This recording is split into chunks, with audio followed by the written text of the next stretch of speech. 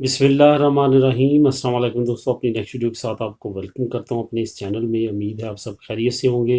दोस्तों, वो क्वेश्चंस जिनका आंसर आपको कमेंट्स में देना मुमकिन नहीं होता, उनके लिए जो है ये मैं वीडियो बनाता हूं। इस वीडियो में बताऊंगा, 3 सिलेक्ट किए हैं ये कमेंट्स जो बहुत ज़्यादा पूछे गए आपकी तरफ से, उस पर बात करते हैं। सबसे पहले तो पाकिस्तान इंग्लैंड से कब रेड लिस्ट से निकलेगा? देखें, 19 जुलाई को जो है वो रिव्यू किया गया और रिव्यू में पाकिस्तान को अभी तक रेड लिस्ट में रखा गया। ये याद रहे कि 3 हफ्ते बाद रिव्यू होता है।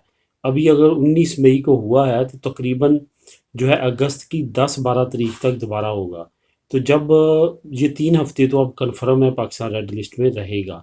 उसके बाद नई कैलकुलेशन होगी, नए रिव्यू होंगे, उसके बाद जो है वो देखा जाएगा। सबसे बड़ी रुकावट है कि पाकिस्तान में केसेस तो बहुत ज़्यादा कम है, लेकिन वैक्सीन पॉपुलेशन को कितने को लगी है ये बहुत ज़्यादा मैटर करता है।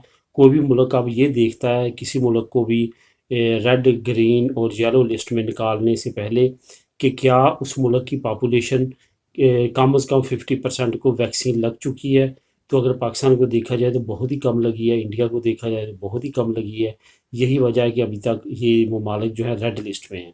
तो उम्मीद है कि 3 हफ्ते बाद जब रिव्यू होगा तो कुछ ना कुछ इसके बारे में नई अपडेट पॉजिटिव आएगी, अच्छी आएगी।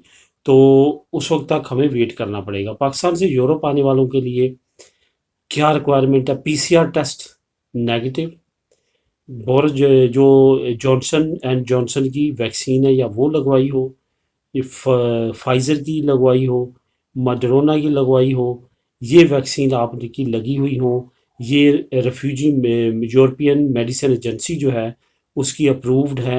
इसके अलावा भी कुछ वैक्सीन और अप्रूव्ड है, लेकिन ये यूरोप जो है एक्सेप्ट करता है।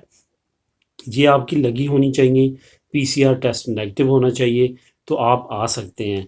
अगर आप रेजिडेंट कार्ड होल्डर हैं किसी भी यूरोपीय मुल्क के, या आपको जो है नेशनैलिटी आपको किसी यूरोपीय मुल्क की, तो फिर आपके लिए सिर्फ और सिर्फ पीसीआर टेस्ट नेगेटिव होना ज़रूरी है। वैक्सीन सर्टिफिकेट या वैक्सीन लगवाना इतना ज़रूरी नहीं है वहाँ से। तो उनके लिए तो कोई मसला नहीं है, कोई प्रॉब्लम नहीं है, कोई रुकावट नहीं है। लेकिन जो वीज़ा पे आना चाहते हैं, जैसे कि फैमिलीज़ क्या कमेंट्स आए थे, उनको वीज़े लगे हैं तो उनको वैक्सीन लगवानी पड़ेगी। वैक्सीन के बगैर जो है उनके लिए प्रॉब्लम होगी। इसके बाद मैं आपको ये भी बताता चलूँ कि कोई भी नेगेटिविटी में कोई भी 2 नंबरी या ऐसा ना कीजिएगा, ख़ास तौर पे टेस्ट के बारे में, क्योंकि जब एयरपोर्ट पे आप आएँगे यहाँ पे भी आपका टेस्ट हो सकता है, और अगर यहाँ पे आपका टेस्ट पॉज़िटिव आया तो आपके लिए काफ़ी बड़ा मसला हो सकता है। प्री सेटलमेंट स्टेटस के बारे में अभी तक लोग काफ़ी ऐसे हैं जो कि over stay outside the UK रह चुके हैं, और आप पूछ रहे हैं कि क्या मैं दोबारा कर दूं। अब अगर आपने करना है तो आपको मजबूरी बताना पड़ेगी, कोई ना कि आपने किस वजह से जो है आप बाहर रहे हैं इतना अरसा।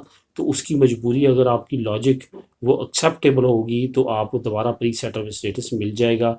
अदरवाइज़ आप इलीगल हो जाएंगे, आपके लिए अब कोई रास्ता नहीं बचेगा वहाँ पे रहने के लिए, सवाए इसके कि जब तक आपका pre settlement status card valid है जो 5 साल का मिलता है, उस वक्त तक तो आप वहाँ पे रहें, लीगल है, सारा कुछ है।